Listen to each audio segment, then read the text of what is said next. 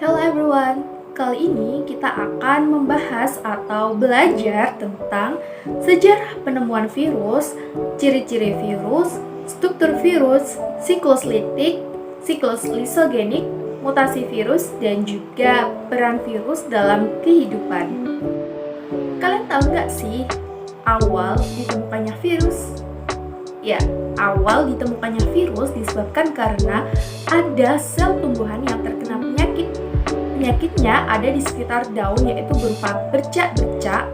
Tumbuhan itu merupakan tumbuhan tembakau karena pada saat itu tembakau dinilai sangat penting untuk perindustrian, sehingga dimulainya peneliti mengenai penyakit apa yang menyerang tembakau tersebut.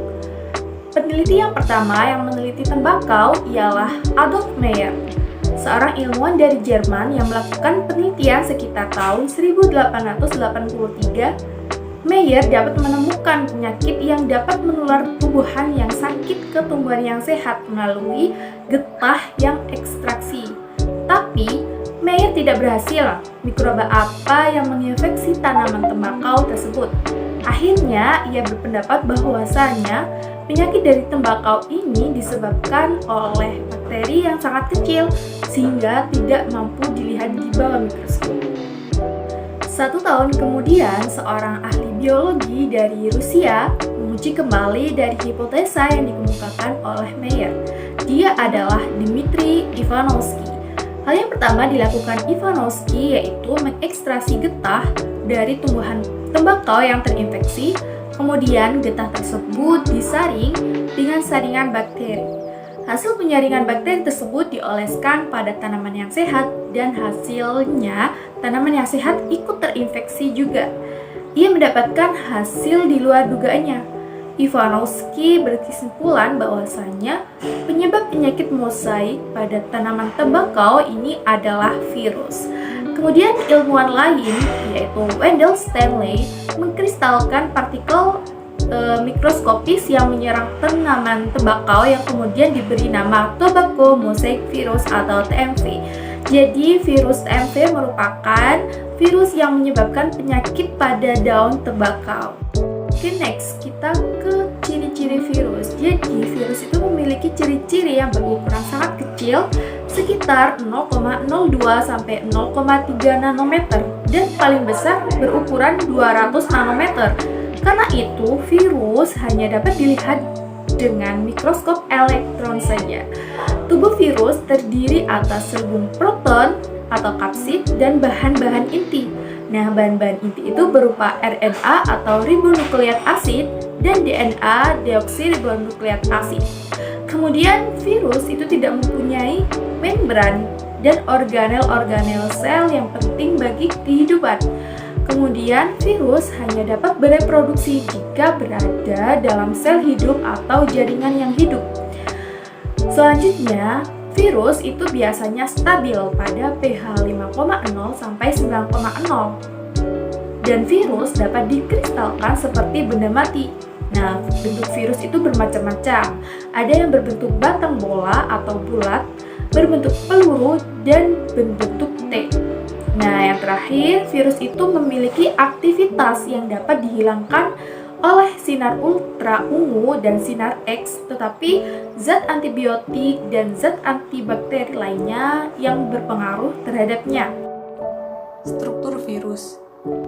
Virus tidak termasuk sel aseluler karena tidak memiliki bagian-bagian sel seperti dinding sel, membran sel, sitoplasma, inti sel, dan organel-organel lainnya. Partikel virus yang lengkap disebut dengan virion. Secara umum, struktur virus diwakili oleh bakteriofag yang terbentuk seperti huruf T. Bagian-bagian dari virus yaitu ada kepala, leher, dan ekor. Yang A yaitu kepala. Kepala merupakan bagian dalam kepala virus yang berisi asam nukleat, sedangkan bagian luarnya diselubungi oleh kapsid. Kepala virus bakteriofag berbentuk polihedral dengan jenis asam nukleat DNA. Untuk yang B yaitu leher. Leher merupakan bagian yang menghubungkan kepala dan ekor. Leher juga menjadi saluran keluarnya asam nukleat menjadi ekor. Untuk bagian yang C yaitu ekor. Ekor merupakan bagian yang berfungsi untuk menempel pada sel inang. Ekor terdiri dari serabut ekor dan lempeng dasar. Serabut ekor berfungsi melekatkan diri pada sel inang. Sementara itu, lempeng dasar yang berisi jarum penusuk berfungsi untuk menginjeksi DNA ke dalam sel inangnya. Siklus reproduksi virus ada dua cara, yaitu siklus litik dan siklus lisogenik. Yang pertama itu siklus litik. Siklus ini diberi nama litik karena pada fase akhir siklus replikasi, sel yang menjadi inang dalam replikasi virus akan mengalami lisis atau mati. Nah, daur ulang litik ini mempunyai 5 tahapan. Yang pertama yaitu absorpsi atau penempelan, yang kedua penetrasi atau injeksi atau disebut juga penyuntikan, yang ketiga yaitu replikasi atau penggandaan, yang keempat yaitu assembling atau perakitan, dan yang kelima yaitu lisis atau pemecahan sel inang. Yang pertama yaitu absorpsi atau penempelan. Pada fase ini ditandai dengan melekatnya ekor virus bakteriofag pada reseptor khusus dinding bakteri. Penempelan melalui metode lock and key, di mana didasarkan atas kecocokan molekul protein antara sel inang dengan virus. Setelah ekor virus menempel, virus mengeluarkan enzim lisozim atau enzim penghancur dinding sel bakteri dan dibantu kontraksi ekor sehingga terbentuk lubang pada dinding sel bakteri. Nah, yang kedua yaitu injeksi atau penyuntikan. Pada fase ini ditandai dengan masuknya DNA virus ke dalam sel inang dengan meninggalkan kapsid di luar sel bakteri. Maksudnya DNA virus ke DNA bakteri didorong oleh tenaga kontraksi dari bagian kapsid atau kepala pada bakteriofag. Yang ketiga yaitu eklifase atau replikasi atau yang disebut juga penggandaan. Nah, pada fase ini ditandai dengan DNA virus penempelan pada DNA sel inang. DNA virus yang menempel pada DNA sel inang mengambil alih kendali metabolisme pada sel inang. Terjadi penghancuran atau pemotongan DNA bakteri di bawah kendali DNA virus. Terjadi sintesis atau pengadaan DNA virus dengan menggunakan potongan DNA bakteri. Selanjutnya, DNA virus menyusun protein kapsid. Untuk yang keempat yaitu assembling atau perakitan. Pada fase ini ditandai dengan peristiwa perakitan kapsid pada kepala, ekor, serabut, dan ekor menjadi bagian yang utuh. Sedangkan DNA virus masuk di dalamnya. Setelah DNA masuk, terbentuklah virus baru yang disebut virion. Virion yang terbentuk dalam satu kali siklus litik dapat sebanyak 100 hingga 200 buah. Untuk yang kelima yaitu litik atau pemecahan sel inang. Nah, pada fase ini ditandai dengan peristiwa pecahnya dinding bakteri karena pengaruh enzim lisozim yang dibentuk oleh virus baru atau virion. Nah, virion atau virus baru ini meninggalkan sel inang lama untuk mencari sel inang yang baru. Terus sel inang lama ditinggalkan dalam kondisi rusak dan mati. Untuk siklus yang kedua yaitu siklus lisogenik. Siklus ini diberi nama lisogenik karena sel inang pada tahap akhir siklus tidak mengalami kerusakan atau kematian.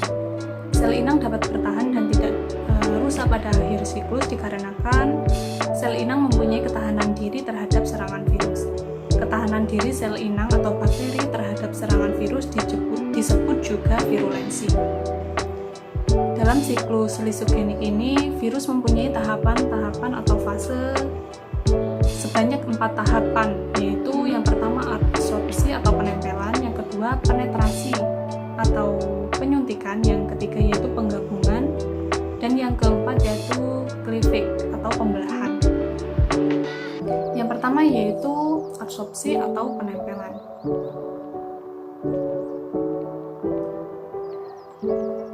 Pada fase ini ditandai dengan melekatnya ekor virus atau bakteriofag pada reseptor khusus dinding bakteri. Penempelan ini melalui metode lock and key, di mana didasarkan atas kecocokan molekul protein antara sel inang dengan virus. Setelah ekor virus menempel, virus mengeluarkan enzim lisozim atau enzim penghancur dinding sel bakteri dan dibantu kontraksi ekor kotor sehingga dapat terbentuk lubang pada dinding sel bakteri. Yang kedua yaitu penetrasi atau injeksi atau disebut juga dengan penyuntikan. Nah, pada fase ini ditandai dengan masuknya DNA virus ke dalam sel inang dengan meninggalkan kapsid di luar sel bakteri.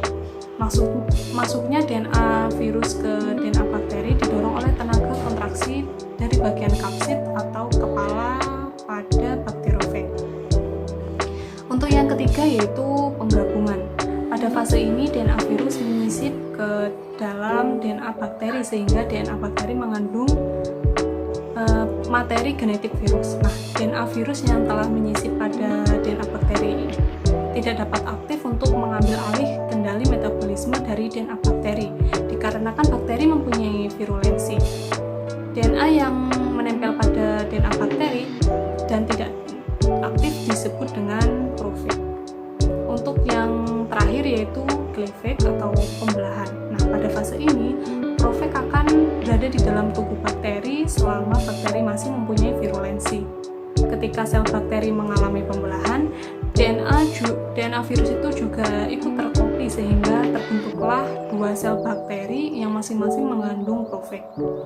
Pembelahan sel bakteri dapat berulang-ulang dalam beberapa generasi dan profagnya juga akan terbagi dalam beberapa generasi.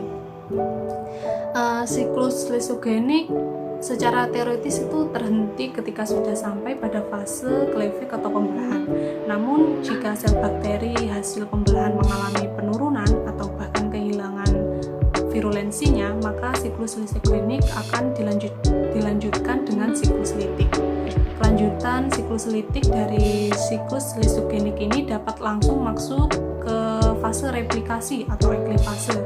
Kemudian dilanjutkan dengan fase assembling atau perakitan dan juga lisis atau penghancuran sel inang. Peristiwa yang terjadi pada ketiga fase tersebut merupakan lanjutan dari siklus lisogenik yang sama dengan peristiwa-peristiwa yang terjadi pada siklus litik. Nah, berikut ini merupakan tabel pembeda antara siklus litik dengan siklus lisogenik. Yang pertama yaitu kondisi awal bakteri atau sel inang, yang mana pada siklus litik sel inangnya berupa non-virulen, sedangkan pada siklus lisogenik berupa virulen. Yang kedua yaitu jumlah tahapan. Pada siklus litik ada 5 tahapan, yaitu adsorpsi, penetrasi, replikasi, perakitan, dan lisis. Sedangkan pada siklus lisogenik terdapat 4 tahapan. Yang pertama yaitu adsorpsi, penetrasi, penggabungan, dan pembelahan. Selanjutnya yaitu kelanjutan, di mana pada siklus litik ini siklusnya dapat berhenti karena sel inangnya rusak atau mengalami lisis. Sedangkan pada siklus lisogenik dapat dilanjutkan dengan siklus litik jika virulensi bakterinya hilang. Dan yang terakhir yaitu perbedaan kondisi akhir bakteri atau sel inangnya, yang mana pada siklus lisis ini mengalami lisis di kondisi akhir, sedangkan pada siklus lisogenik tidak mengalami lisis atau sel inangnya tidak mati. Mutasi virus adalah perubahan struktur dan sifat genetik virus. Proses ini dapat terjadi ketika virus sedang memperbanyak diri di dalam sel tubuh inangnya, baik manusia maupun hewan. Berikut ini adalah beberapa jenis penyakit yang disebabkan oleh virus. Ada flu, campak, hepatitis B dan C, cacar air, demam berdarah, HIV atau AIDS, dan COVID-19 yang saat ini sedang terjadi. Adapun peranan virus dalam kehidupan, mulai dari yang paling menguntungkan sampai yang paling merugikan. Nah, peranan virus yang paling menguntungkan ini diantaranya yang pertama pembuatan vaksin protein, pemanfaatan virus dalam bidang bioteknologi, pemberantasan hama tanaman, produksi interferon, dan pembuatan hormon insulin. Nah, sedangkan peranan virus yang merugikan dalam kehidupan antara lain yang pertama virus yang merugikan manusia, contohnya virus AIDS, COVID, hepatitis, dan lain sebagainya. Yang kedua virus yang merugikan pada hewan, salah satu contohnya yaitu rabies. Dan yang terakhir yaitu virus yang merugikan untuk tumbuhan seperti pada tanaman tembakau yaitu mozaik dan lain sebagainya.